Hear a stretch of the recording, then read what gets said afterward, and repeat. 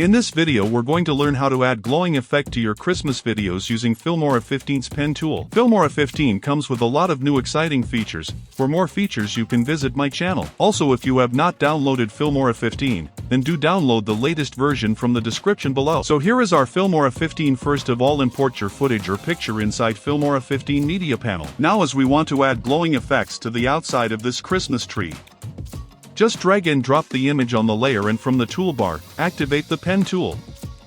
Now draw a mask outside the Christmas tree wisely. Now double-click on the pen tool layer to go to the Options tab. Here you can see all the colors and customization to add the glow effect. Just download your favorite glowing effect and it will automatically apply. You can customize your effect by the sliders below, and also there is an option to add keyframe animation.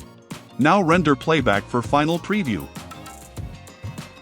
Here is our preview. You can also try different glowing effects according to your need. Now export your footage into PC and enjoy. I hope this video really helped you a lot. If you have not subscribed to our channel, then do subscribe to our channel and press the bell icon.